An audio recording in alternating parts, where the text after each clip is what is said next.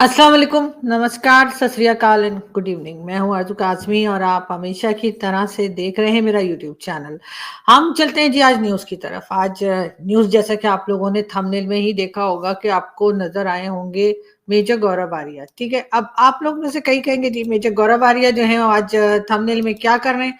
तो जी मेजर गौरव जो हैं वो ज़ाहिर है पाकिस्तान में मेजर गौरव का चैनल काफ़ी देखा जाता है, उनको काफ़ी सुना जाता है और बुरा भला भी कहा जाता है। ये भी सभी जानते हैं कि मेजर साहब की जो बातें होती हैं वो अक्सर पाकिस्तान के लोगों को पसंद नहीं भी आती, लेकिन बहुत से लोग अब ऐसे हैं जिनको पसंद भी आती हैं। ये कहा जा सकता है कि पहले 2-4 साल पहले तक शायद उनकी वीडियो किसी को भी पसंद नहीं आती थी, सब उन्हें बुरा भला ही कहते थे, लेकिन अब कुछ लोग उनकी तारीफ भी करते हैं। लेकिन क्या कीजिए मेजर साहब को कि कोई ना कोई बात वो ऐसी कर देते हैं, कोई ना कोई अपनी वीडियो में इस किस्म का वो कुछ बना देते हैं, कोई डिस्कशन में कुछ ऐसा ले आते हैं अपनी के जिससे कि पाकिस्तान में खलबली मच जाती है। और जी एक बार फिर मेजर गौरव को लेकर पाकिस्तान के मीडिया में खलबली है और बात की जा रही है मेजर गौरव को लेकर। उन्होंने बात की है, यानी कि मेजर साहब ने अपनी वीडियो में जो चाणक्य फोरम और दूसरे जो उनके चैनल्स हैं वहां पर वो बात किया करते हैं, वहां पर उन्होंने अपने वीडियो में उन्होंने बात की है बांग्लादेश की। बांग्लादेश को अगर हम देखें तो बांग्लादेश के साथ पाकिस्तान के टर्म्स भी पहले से बेहतर होते जा रहे हैं। कहा यह जा रहा है कि जी जो वीजा पॉलिसी है वो भी आसान कर दी जाएगी और उसके साथ साथ ट्रेड भी चल रहा है और ट्रेड के साथ साथ जो डायरेक्ट फ्लाइट्स हैं वो भी होनी शुरू हो गई हैं। तो यकीनन पाकिस्तान जो है वो बांग्लादेश की तरह वैसे देख रहा है कि लग ये रहा है कि जो कुछ 71 में हुआ था उस पे जी वो जो बोलते हैं ना हमारे यहाँ मट्टी पाओ, ऐसा कुछ होने जा रहा है और यकीनन दोनों कंट्रीज के टर्म्स जो हैं बेहतर हो रहे हैं। लेकिन उसके साथ साथ मोहम्मद यूनुस साहब का विजिट जो है वो चाइना भी गया हुआ और तकरीबन 4 दिन का विजिट उन्होंने चाइना भी किया और चाइना और पाकिस्तान दोनों के साथ बांग्लादेश के जो रिलेशंस हैं वो बेहतर होते दिखाई दे रहे हैं। और पाकिस्तान मीडिया में इस बात को लेकर बहुत चर्चा है, बहुत बात की जा रही है कि डेफिनेटली जो भारत की गवर्नमेंट है या भारत की मीडिया है वो इन चीजों को देखकर थोड़ा परेशान है। खलबली तो जी मची गई है और लग ये रहा है कि यकीनन बांग्लादेश के जो टर्म्स चाइना और पाकिस्तान के साथ बढ़ते हुए दिखाई दे रहे हैं, जो कि न जाने कितने दिन तक बढ़ते रहेंगे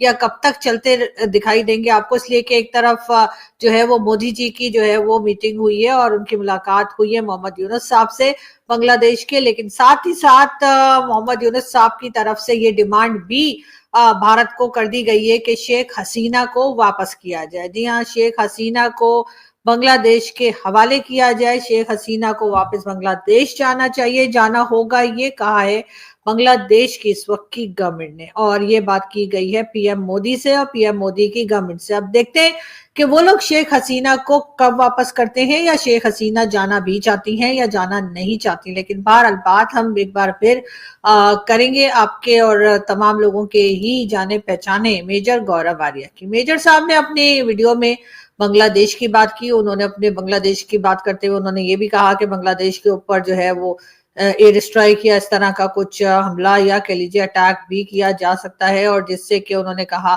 कि हम बाद में सॉरी कर लेंगे। वैसे बात तो कुछ अजीब सी है, लेकिन हम पहले सुन लेते हैं कि मेजर साहब ने क्या कहा और उसके बाद आप देखिए कि जो हमारे बड़े बड़े टीवी चैनल्स हैं और टॉप के जो टीवी चैनल्स हैं पाकिस्तान में, खास तौर पर जियो टीवी, वो मेजर साहब के बारे में क्या बता रहा है।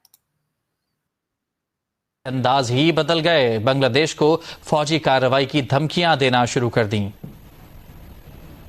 कमांड का एरिया, बांग्लादेश का बाप कुछ नहीं कर सकता, इनका बाप कुछ नहीं कर सकता। If from here 17 course decide to move like this, end of story, that is the end of story of this area.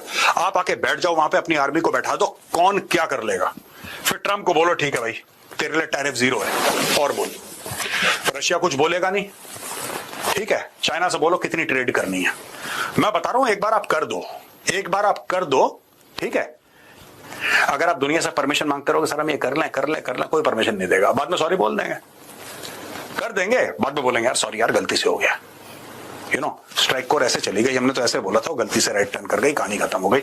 यहां से चलती है तुम्हारी strike core, and of story, that's it. Bangladesh bye bye. और ये 3-4 दिन का ऑपरेशन है टोटल। तो जी ये थे मेजर गौरव आर्या और ये बात कर रहे थे बांग्लादेश के बारे में और बता रहे थे किस तरह से एयर स्ट्राइक करेंगे और यूं मुड़ जाएगा, उसके बाद 4 दिन का ऑपरेशन और टाटा बाय बाय। और इस चीज को लेकर मेजर साहब की ये वीडियो जो है ये काफी हंगामा क्रिएट कर रही है पाकिस्तान में। और जैसा कि मैंने आपको दिखाया कि जो हमारे मेन टीवी चैनल्स हैं वो भी मेजर साहब की इस वीडियो को बहुत दिखा रहे हैं और बार बार अपने बुलेटिन में इस वीडियो को ऐड किया जा रहा है। इसके कुछ क्लिप्स हैं जो दिखाए जा रहे हैं। और वैसे तो खैर मैंने खुद भी ये वीडियो उनकी मिस कर दी थी, मेरे ख्याल में कुछ थोड़ा सा बिजी रही तो मैं देख नहीं पाई कि उन्होंने कब बात की है, लेकिन डेफिनेटली 1-2 दिन पहले की ही ये वीडियो होगी जो कि हमारे टीवी चैनल्स पे दिखाई जा रही है। तो एक बार फिर मेजर गौरव आर्या जो है वो चर्चा में है, एक बार फिर मुझे मेजर गौरव आर्या को डिस्कस किया जा रहा है और शायद इसी तरह की बातें वो किया करते हैं जिसकी वजह से वो एकदम से कंट्रोवर्शियल फिगर बन जाते हैं कभी कभी। हालांकि अक्सर तो अच्छी बातें करते हैं और पाकिस्तान के लोग उन्हें बड़ा अप्रिशिएट भी करते हैं और हम बड़ी तारीफ भी करते हैं, लेकिन फिर न जाने क्या हो जाता है कि अचानक से मेजर साहब जो है वो थोड़ा गुस्से में आ जाते हैं। और वो एक मूवी आई थी ना, एल्बर्ट पिंटो को गुस्सा क्यों आता है, बहुत पहले कोई फिल्म आई थी, मैंने ऐसा कुछ नाम सुना है। तो मेरे ख्याल है यहाँ पर एक मूवी और बननी चाहिए, मेजर गौरव आर्या को गुस्सा क्यों आता है।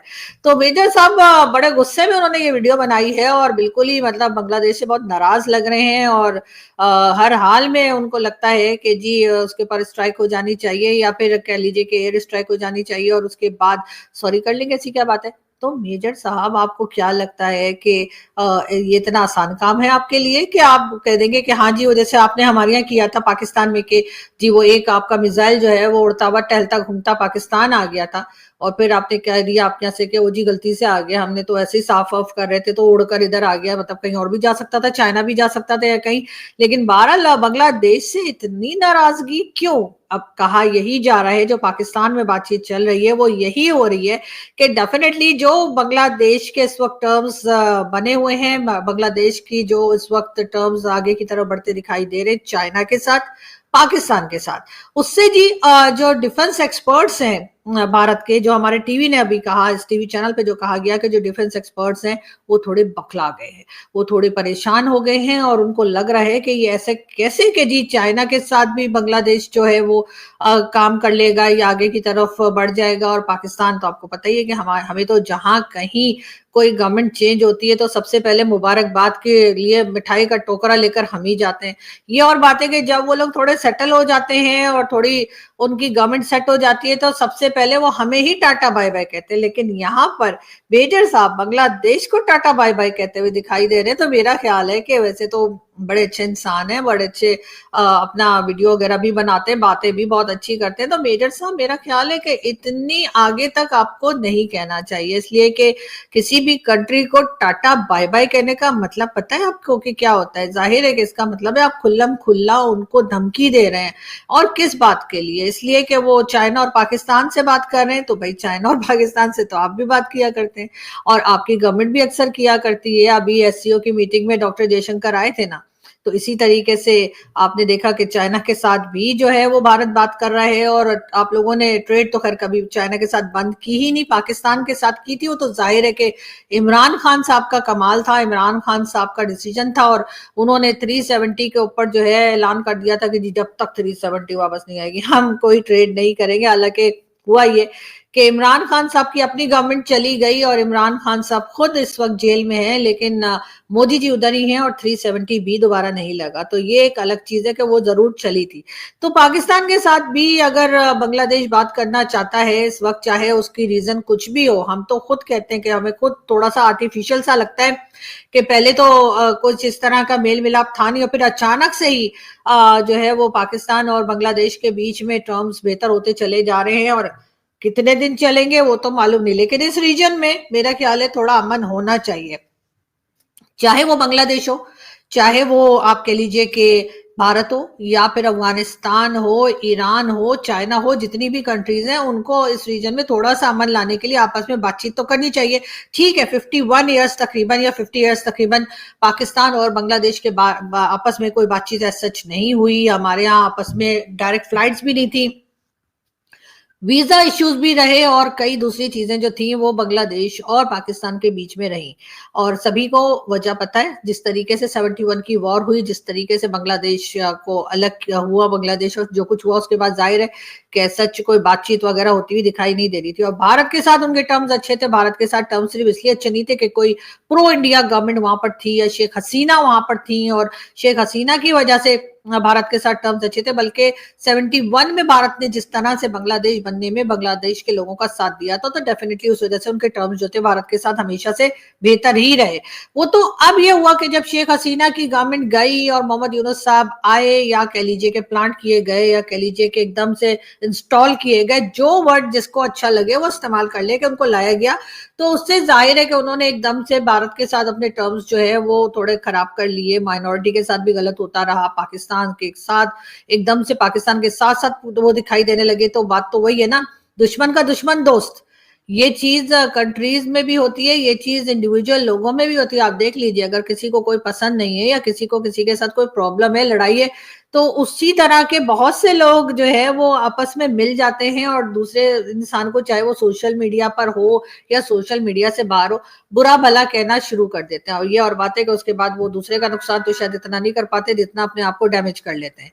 यानी कि उनको खुद की वैल्यू जो है वो खत्म होती चली जाती है। लेकिन बात सारी फिर वही आ जाती है कि अगर इस तरह से भारत और पाकिस्तान के बीच में टेंशन बनी रही, और उसके बाद जाहिर है कि बांग्लादेश जब बनाया गया तो बांग्लादेश ने ऑब्वियसली भारत का साथ दिया, और इस तरह से पाकिस्तान जो है वो बांग्लादेश से थोड़ा दूर तो था ही, और मजीद दूरियां बढ़ गई। लेकिन अब जैसे ही एक कह लीजिए प्रो पाकिस्तान किस्म की गवर्नमेंट आई है, कोई भी गवर्नमेंट चेंज होकर आई है, वो प्रो इंडिया नहीं है बहरहाल मोहम्मद यूनुस साहब की, तो उन्होंने आते ही जो है वो मोदी जी से उनकी मुलाकात तो जरूर हुई है अभी, लेकिन उन्होंने डिमांड की है कि जी शेख हसीना को वापस किया जाए। उसके साथ साथ पाकिस्तान के साथ वो टर्म्स बढ़ाते चले जा रहे हैं। जहां पे भी शहबाज शरीफ साहब होते हैं, उनके साथ मोहम्मद यूनुस साहब होते हैं, तो वो जादू की झप्पियां लगती हैं कि लगता है कि पता नहीं कब के बिछड़े हुए, कुंभ के मेले में बिछड़े हुए दो भाई मिल गए। तो पाकिस्तान पहले ये सब कुछ अफगानिस्तान के साथ भी कर चुका है। अफगानिस्तान की भी जब गवर्नमेंट चेंज हुई थी तो इसी तरीके से जादू की झप्पियां चल रही थी, और उसके बाद जो कुछ हुआ, जो कुछ हो रहा है अभी भी पाक अफगान बॉर्डर पे, वो किसी से भी ढकी छुपी बात नहीं है। सभी को मालूम है कि किस तरीके से अटैक्स चल रहे हैं, किस तरह से अफगान गवर्नमेंट नाराज है। पाकिस्तान की गवर्नमेंट अफगान गवर्नमेंट को इल्जाम देती है, अफगान गवर्नमेंट पाकिस्तान गवर्नमेंट के ऊपर एलिगेशंस लगाती है, दोनों एक दूसरे को टेररिस्ट बताते हैं, दोनों एक दूसरे को कहते हैं कि जी तुम गलत हो, वो कहते हैं तुम गलत हो।